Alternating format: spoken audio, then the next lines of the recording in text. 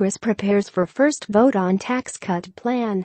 Washington, Reuters. The Republican-controlled U.S. Congress approached a major test on Thursday of its ability to enact sweeping tax cuts as lawmakers prepared for their first full-scale vote on tax legislation.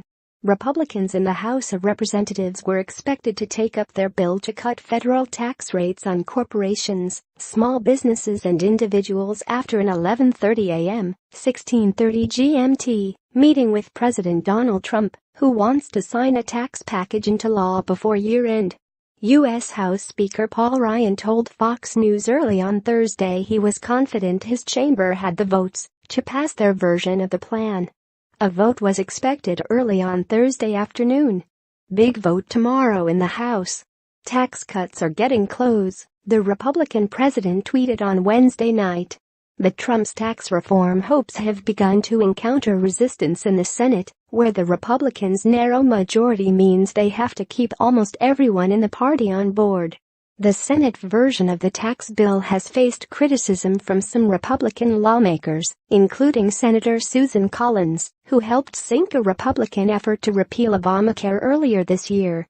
Senate Republicans have made the risky decision to tie their tax plan to a repeal of the mandate for people to get health care insurance under former Democratic President Barack Obama's Affordable Care Act, exposing the tax initiative to the same political forces that wrecked their anti-Obamacare push. Republican U.S. Senator Ron Johnson said Trump called him Wednesday night after Johnson announced his opposition to the current Senate plan over what he said were unequal rates for small businesses and non-corporate enterprises known as pass-throughs versus corporations. Still, Johnson said he was hopeful a final bill could be passed by year's end. "I'm trying to fix it, and I want to vote yes," Johnson told CNBC, adding that Trump told him he would meet with Treasury officials on the issue. The president's public schedule did not list any Department of Treasury meetings for Thursday. Republicans have long promised tax cuts, and they see enacting the legislation as critical to their prospects of retaining power in Washington in the November 2018 congressional elections. Despite controlling the White House and Congress, Republicans so far have no major legislative victories from 2017 to show voters. The American people have waited years for a fair, simple, and competitive tax code. Right now, in this moment, we stand on the doorstep of delivering, Kevin Brady, chairman of the tax-writing House Ways and Means Committee, said during the House tax reform debate. Tax scam Democrats have condemned both the House and Senate tax plans as giveaways to the wealthy and U.S. corporations, pointing to analyses showing that millions of Americans could end up with a tax hike because of the elimination of popular deductions. Repeal of or cuts to some deductions is a way to offset the revenue lost from tax cuts.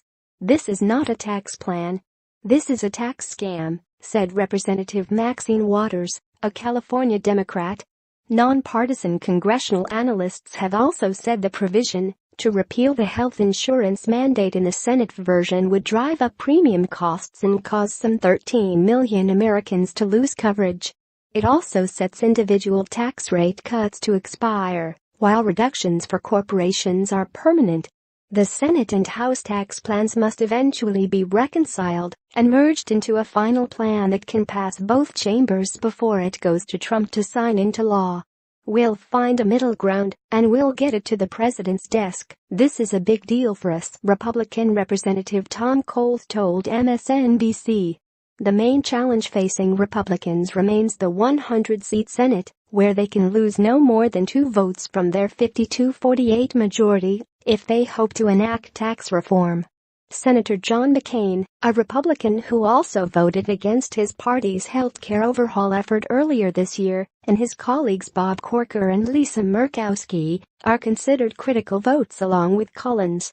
Reporting by David Morgan and Amanda Becker. Additional reporting by Susan Heavey, David Alexander and Katanga Johnson. Editing by Peter Cooney and Francis Carey.